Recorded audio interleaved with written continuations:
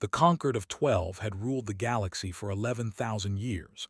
They were 12 species who had learned, through centuries of bloody conflict, that cooperation was better than extinction. Together, they had built an empire that stretched across 1,000,000 stars. They had seen younger races rise and fall. They had watched civilizations burn themselves to ash. They thought they understood how the galaxy worked. They were wrong. The first signals came from an unremarkable yellow star in an outer spiral arm. Radio waves, primitive and scattered, bleeding into space like noise. The observation post logged them as background chatter from a pre-species. Nothing special, nothing urgent. The analysts estimated it would take this new species at least 3 centuries to develop jump drive technology, if they survived that long at all. 60 years later, a human ship appeared in space. Ambassador was young then, barely a century old, still learning the subtle arts of interstellar diplomacy.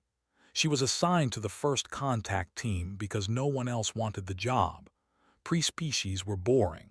They asked obvious questions and needed everything explained twice. The senior diplomats had better things to do. But these humans were not pre anymore. They had found a crashed survey vessel on the 4th planet of their system. The crew had died in the impact, but the ship's core systems remained intact. Within 20 years, human scientists had torn the vessel apart and rebuilt it. Within 40 years, they had built their own version. Within 60 years, they were here. Studied their history as part of her preparation for the diplomatic mission. What she found disturbed her deeply. Humans had spent most of their existence killing each other. This was not unusual. Many species went through violent phases before achieving. They had nearly wiped themselves out in their industrial age. They had fought 17 civil wars before finally unifying. Violence was common. What made humans different was their efficiency. They had industrialized death. They had built factories to produce weapons and logistics networks to deliver them. They had developed theories of warfare and taught them in schools. They had created bombs capable of burning entire cities and delivery systems to launch them across continents. And they had done all of this while simultaneously creating music, art, literature, and philosophy of remarkable beauty and depth. It was as if 2 completely different species lived inside the same bodies. Creators and destroyers, dreamers and killers, all wrapped together in one package. Tried to explain this to the Conquered Council. She showed them the records of something called the Second World War, in which humans had killed 70 million of their own kind in just 6 years. She showed them the nuclear standoff that followed, when 2 human nations had pointed enough weapons at each other to destroy their entire planet. She showed them the smaller wars that continued even after that, the endless cycle of conflict that seemed to define their species. The council listened politely and dismissed her concerns. These were primitive creatures, they said. They had barely left their own star system. The Conquered had been managing younger species for 11,000 years. Humans would learn their place soon enough. The first incidents were small. A human colony ship landed on a planet already claimed by mining interests. The humans refused to leave. They sent a security force to remove them. The humans shot back. 3 died. 15 humans died. Both sides claimed the other had started it. More incidents followed. Human exploration vessels pushed into systems that the Conquered considered their territory. Human traders undercut Conquered merchants on neutral stations. Human colonists spread through the periphery systems like weeds, establishing settlements on any world that could support life, regardless of prior claims. The hegemony decided to teach humanity a lesson. They assembled a battle fleet of 12 warships, each one carrying weapons that could crack a planet's crust. The fleet commander, Admiral, was a decorated veteran of 3 border wars. He had never lost a battle. He expected this campaign to be simple: destroy a few human settlements, demonstrate superiority, and force humanity to accept a subordinate position in galactic politics. The fleet jumped to the periphery systems. They found a human colony on 442b, a world they claimed had been marked for future development. Admiral broadcast a warning. The humans had one standard day to evacuate. After that, anyone remaining would be considered hostile. The humans did not evacuate. Instead, they sent a message of their own. It contained only 4 words: "Come and take it." Was not familiar with the phrase's historical significance. He ordered the attack. The battle lasted 11 hours. The fleet was superior in every measurable way. Their ships were faster, better armed, better shielded. Their crews were better trained. Their tactics were refined by centuries of experience. They should have won easily. They did not. Human ships came out of jump space in waves. 19 in the first wave, 24 in the second, more after that. They were crude vessels barely held together by welding and hope. Their weapons were primitive. Their shields were weak.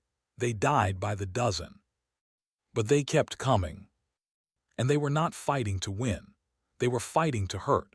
Every human ship that went down tried to take a vessel with it. They rammed. They detonated their reactors at close range. They launched boarding pods filled with soldiers who fought hand to hand in the corridors of warships. Admiral had never seen anything like it. These creatures did not retreat. They did not surrender. They did not negotiate. They simply attacked and attacked and attacked until either they were dead or their enemy was. By the end of the battle, they had destroyed 63 human ships, but 11 of their 12 warships were gone. The flagship limped home with half its crew dead and its commander in shock. The hegemony formally requested emergency mediation from the conquered council. Was not surprised. She had tried to warn them. She had explained that humans did not think about war the way other species did. For the conquered, war was a tool of politics. You fought until you achieved your objectives or until the cost became too high, and then you negotiated. War had rules, customs, expectations. Humans did not share these expectations. For them, war was not a political tool. It was a survival mechanism encoded into their very biology. When threatened, they did not calculate costs and benefits. They did not weigh strategic objectives against acceptable losses. They simply fought with everything they had until the threat was gone. The conquered council convened an emergency session. Representatives from all 12 species gathered to discuss what they called the human problem. Some argued for a massive military response. If one fleet was not enough, send 10. Send 100. Crush humanity before they grew any stronger. Others urged caution. The humans had already demonstrated a willingness to take losses that would break any other species. What would a larger war cost? How many ships would the conquered lose? How many worlds would burn? Spoke last. She stood before the council, small and tired, and said the words that no one wanted to hear. "We have made a mistake," she said. "We treated humanity as we would treat any young species. We assumed they would behave rationally by our definition of rational. We were wrong. These creatures are not like us. They do not think like us. They do not fear like us. And if we continue this war, I believe they will destroy us. Not because they are stronger, but because they are willing to pay prices that we cannot imagine." The council fell silent. Outside, the stars burned cold and distant, indifferent to the fate of empires. The war had only just begun. The war lasted 7 months. When it was over, the galaxy was a different place. It began with retaliation. The humiliated by their defeat in the periphery systems demanded vengeance. They could not accept that a species so young, so primitive, had broken their finest fleet. Admiral's replacement, a warrior named, convinced the High Council to launch a strike directly at human civilian targets. The target was IV, a human colony of 40,000 souls. It was not a military installation. It was a farming world, green and peaceful, filled with families who had come to build a new life among the stars. The fleet arrived without warning. They did not broadcast demands. They did not offer surrender terms. They simply opened fire. When the bombardment ended, nothing remained but ash and glass. Expected this to break human morale. He expected them to realize they could not win against to come to the negotiating table with bowed heads and open hands. He expected them to behave the way every other species in galactic history had behaved when faced with superior force. He was catastrophically wrong. The human response came 3 days later. They did not strike at the fleet. They did not attack military targets. Instead, 43 human warships appeared in orbit around They ignored the planetary defense grid. They ignored the warships scrambling to intercept them. They simply began destroying every orbital station, every satellite, every piece of infrastructure that kept the economy functioning. Shipyards, communication relays, power collectors, cargo depots. One by one, they burned. They had not been attacked in 8,000 years. The population watched in horror as their sky filled with fire and falling debris. Panic spread through the cities. The government broadcast assurances that the fleet would repel the invaders, that the situation was under control. But the human ships were not trying to hold territory. They were not trying to conquer anything. They were simply breaking things. And when the fleet finally arrived in force, the humans jumped away, leaving behind a shattered orbital network that would take decades to rebuild. The economy began to collapse within weeks. Without orbital infrastructure, interstellar trade became impossible. Factories that depended on imported materials shut down. Power grids that relied on solar collectors went dark. Food distribution networks failed. The hegemony, one of the oldest and proudest members of the conquered, teetered on the edge of internal revolt. And the humans kept coming. They appeared in territory without pattern or warning. They struck supply convoys. They destroyed mining operations. They attacked fuel depots. They never held ground, never occupied territory, never gave a fixed target to strike back against. They simply inflicted damage and disappeared. The conquered council watched in growing alarm. This was not how wars were supposed to be fought. The rules of galactic conflict, developed over, assumed that both sides would eventually tire, would eventually find a negotiated solution, would eventually decide that peace was preferable to continued destruction. Humans did not seem to understand these rules. Ambassador was assigned to the hastily assembled peace delegation. She studied human military history during the journey, trying to understand what the conquered was facing. She found a phrase that appeared again and again in their texts, a concept so foreign to conquered thinking that she struggled to translate it. Total war. For the conquered species, war was limited by definition. You fought over territory, resources, political influence. You achieved your objectives or you didn't. Either way, you stopped before the destruction became too great. War was expensive, after all. Dead soldiers did not pay taxes. Burned cities did not produce goods. Humans had a different philosophy.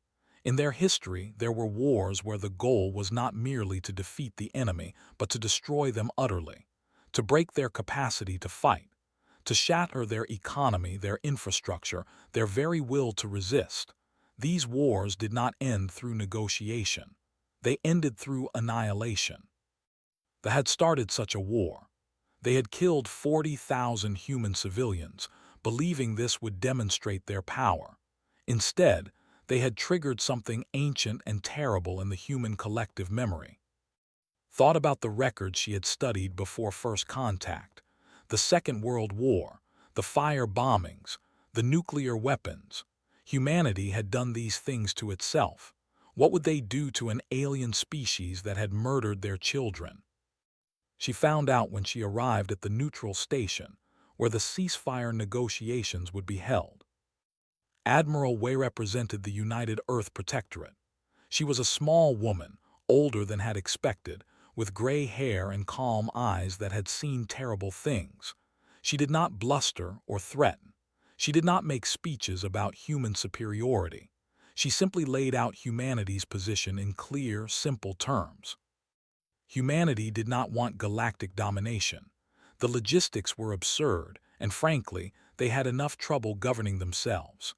They had no interest in conquering the conquered, occupying alien worlds, or forcing other species to bend to their will. What they wanted was to be left alone. She produced a star chart. A line was drawn across it, separating a substantial region of space from the rest of the galaxy. "This is our side," Admiral said. "We stay on our side, you stay on yours. We trade through neutral stations. We exchange ambassadors. We leave each other alone. Simple." The delegates sputtered. This was outrageous. The humans were demanding territory that rightfully belonged to the hegemony. They were upstarts, primitives, vermin who had gotten lucky in a few skirmishes. They would never accept such terms. Admiral looked at him for a long moment, then she smiled. "Your orbital network is currently at 11% functionality," she said. "Your economy has contracted by 34% in 2 months. Your military has lost 47 ships trying to catch raiding parties that refuse to stand and fight. And we haven't even started trying yet." She leaned forward. "They can reject these terms. You can continue the war, but I want you to understand something clearly. We are not trying to win. We are trying to hurt you. And we will keep hurting you for as long as it takes until there is nothing left to hurt. This is not a threat. It is simply what we are." The room fell silent, watched the delegate's face, and saw something she had never seen there before. Fear. The negotiations lasted 3 weeks. The final agreement established what would come to be known as the Galactic Demilitarized Zone, a buffer region of 3,000 light-years separating human space from conquered territory. Both sides would maintain monitoring stations. Trade would flow through designated neutral ports. Military vessels would not cross the line without explicit permission. It was, on paper, a reasonable compromise. Both sides gave up something. Both sides gained something. The diplomatic language was careful and balanced. But everyone in that room knew the truth. The zone did not exist because both sides agreed to it. The zone existed because humanity agreed to stay on their side. And everyone knew, though no one said it aloud, what would happen if that agreement ever broke down. Admiral shook hands with the conquered delegates before she left. Her grip was firm but not aggressive. She smiled politely and wished them well. Watched her go and felt cold in a way she had never felt before. She had seen predators before in the forests of her. She knew the look in their eyes, the patient confidence of creatures who knew they were dangerous. Admiral had that look. The war was over, the peace had begun, and knew with absolute certainty that nothing would ever be the same again. 200 years passed, the zone held. Historian Noravda had spent his entire career studying the human phenomenon. He had read every record, analyzed every data point, interviewed every diplomat who had dealt with the strange creatures from the spiral arm. Now, ancient and tired, he sat in his study on Prime and tried to write his final conclusions. The galaxy had changed since the war. The conquered still existed, still functioned, still maintained the careful balance of power that had preserved peace for, but something fundamental had shifted. There was a new player now, a wild card that did not follow the old rules, and everyone knew it. On the human side of the zone, life continued in ways that baffled conquered observers. Humanity had not unified. They had not established a single government or a coherent foreign policy. Instead, they had fragmented into dozens of factions, nations, corporations, and ideological movements, all competing with each other for resources and influence. They fought among themselves constantly. Border disputes, trade wars, occasional shooting conflicts. Their internal politics were chaotic and unpredictable. By conquered standards, they should have collapsed into anarchy centuries ago. And yet they kept growing. New colonies spread across their territory. Their population expanded. Their technology advanced. They argued and fought and split apart and came back together over and over in an endless cycle of creative destruction. Nor had a theory about this. Humans, he believed, were not designed for peace. Their evolutionary history had forged them in competition, conflict, and struggle. When they had no external enemies, they fought each other. When external enemies appeared, they united with terrifying speed. It was as if conflict itself was their natural state, and they had simply learned to channel it productively. The zone remained stable because humans currently had no reason to cross it.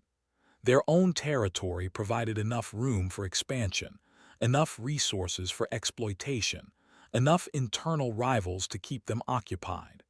The conquered was simply not interesting enough to bother with. But this could change. Nor had studied the patterns of human history. He had seen how quickly their priorities could shift, how completely their societies could transform in response to new circumstances. A resource shortage, an ideological movement, a charismatic leader, any of these could redirect human attention outward. And when that happened, the carefully mapped zone would mean nothing at all. He wrote this in his final paper, though he knew it would be unpopular. The zone, he argued, was not a mutual agreement between equals. It was a fence, and humanity had agreed to stay on their side not because they couldn't climb over it, but because they didn't currently want to. The conquered safety depended entirely on human disinterest. This was not a comfortable conclusion. Ambassador, now ancient beyond counting, read Noor's paper from her retirement home in the capital.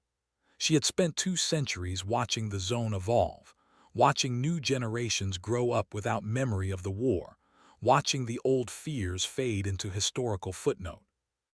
Young visited human space now as tourists and traders. They came back with stories of strange customs and stranger art, of beings who laughed easily and loved fiercely, and seemed somehow more alive than any species had ever encountered. Some even formed friendships with humans, relationships that would have been unthinkable in her youth. Perhaps, she thought, Noor was wrong. Perhaps the old patterns were changing. Perhaps, given enough time, the fence would become unnecessary. She wanted to believe this.